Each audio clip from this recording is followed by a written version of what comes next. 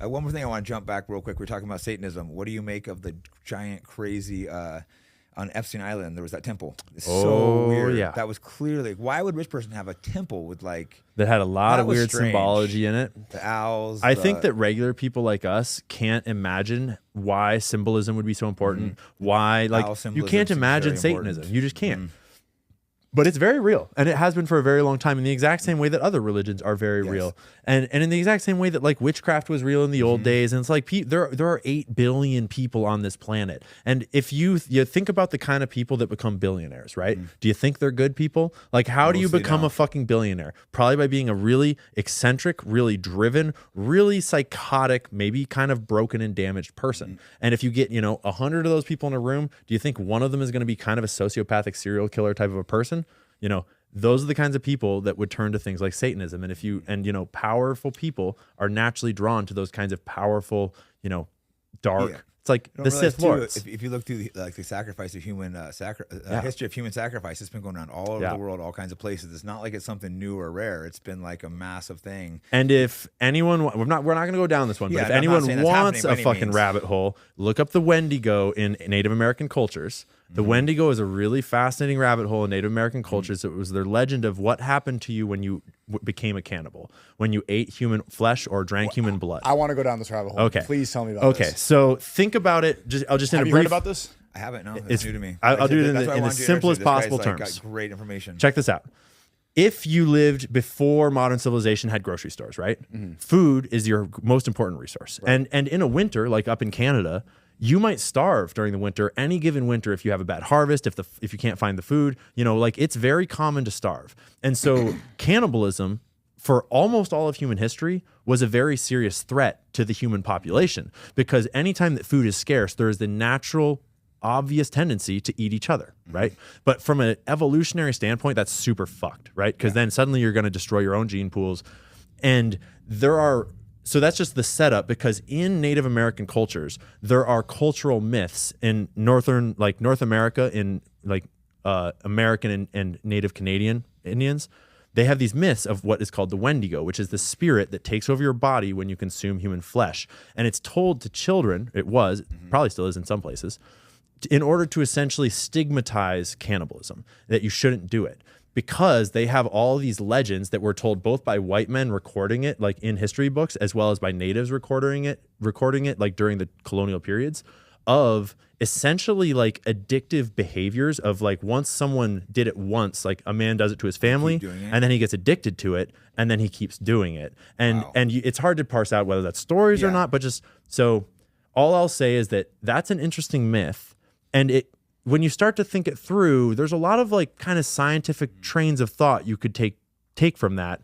And then think about things like, when we're creating drugs, stem cells are one of the most powerful things to create drugs from. And stem cells come from human tissues that are regenerating, especially from kids and babies, right? And so I don't know what all that means, but I know that there is like, stem cells is a scientific fact. Wendigo is a historical fact. And you can go down both those rabbit holes. And then you kind of wind up at like all these weird modern conspiracy theories and questions that I don't know which ones are real and not, but it's worth asking them. So are you insinuating that the elite eat babies to have different powers? No, I'm insinuating that it is silly to throw the baby out with the bathwater, so to speak, in the sense that people think that something so grotesque could never happen. And those are the same people that would have thought before Epstein got caught, they would have thought that child trafficking could never happen, that the president of the United States would never be fucking kids. Like, let me throw another one out there. The spirit cooking lady, what's her name? Oh yeah, Marina Abramovich. Same tribe. She does some weird, you've heard of this? That's weird stuff. They fake human sacrifice. She hangs out with all the elites of the world. Lady Gaga. Zelensky asked her by name to be, what he asked her, what a powerful position there. He's also the same tribe. Zelensky. She's literally like giving like economic advice or something in Ukraine.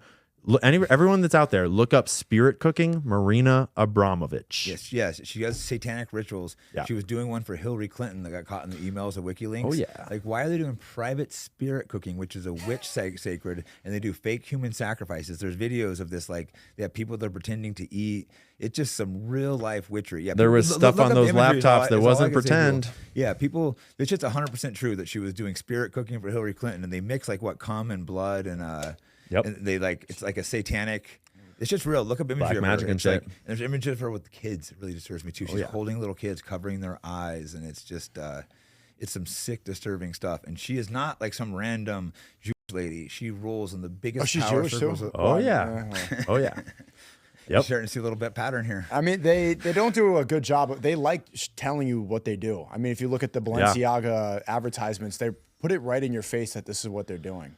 Yeah. They the find it pictures funny. of her doing satanic stuff, like holding little kids, covering their eyes, kids looking scared. It's Same thing with sick stuff. Prince Charles, I think it was. He just released that painting where you flip it upside down. It's literally just the Baphomet connected. It's not hidden anymore. It's not crazy. Like back when I was growing up, you'd watch a YouTube documentary with some cheesy X-Files music. And it'd be like Jay-Z, like reverse. But now it's like right in your face. It's not. They mock people for saying Satanism, but then they have this Maria chick doing it right in front of our faces with the elites running the world. And real talk, the Jay-Z song in reverse is super fucking weird. She also hangs out with Jay-Z. Yeah, I mean, let's remember P. Diddy.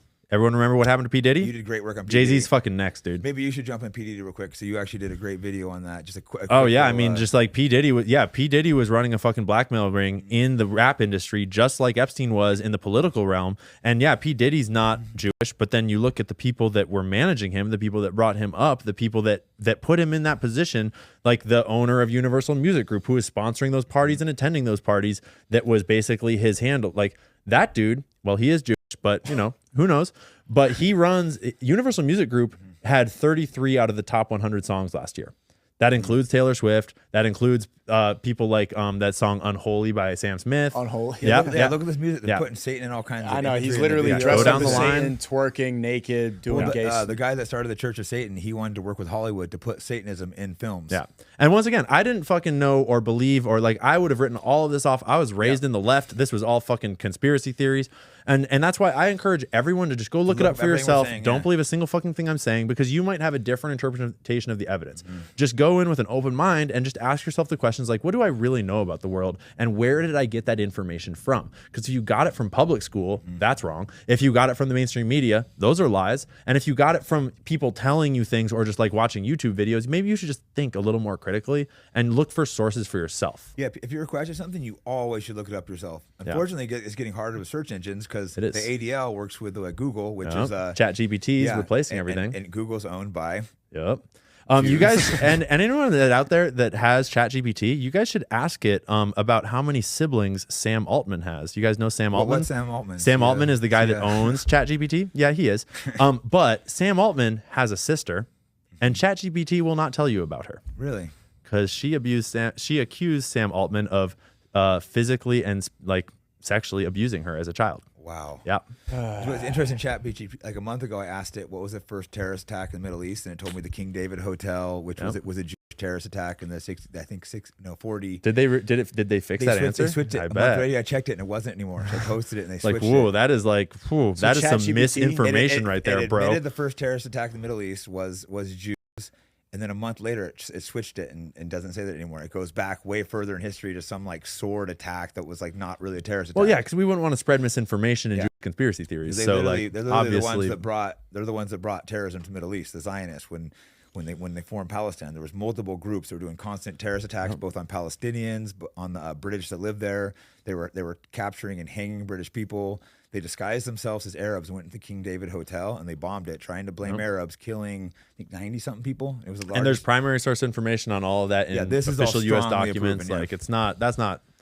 This is all 100% admitted and proven. They also attacked American and British embassy or all over Egypt, trying to blame Egypt to get America to go to war with them in the Levant Fair. That they were caught for that. These are things that are 100% proven. Like the 9/11s are speculation. These are 100% proven and admitted. And so maybe we should rewind a little bit and just talk a little bit about like, how is this even fucking possible, right? And it sounds cheesy, but maybe the simplest way to get there is to think about the Rothschild family. Because clearly the Rothschild family is just one really powerful family from the days of old. But like when you look back, you've got it's the robber baron generation. You had, the JP Morgan came to power at the end of that. But the Rothschilds go back even further. And it's back in this day of like aristocracy and like regal like bloodlines where power was even more centralized and like wealth was even more kind of like collected into family coffers than it is, or at least than it seems today.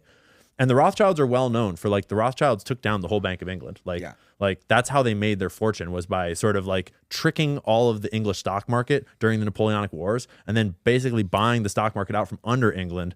And that family is the exact family to whom Israel was essentially sold by the British Empire in order to like read the Balfour Declaration.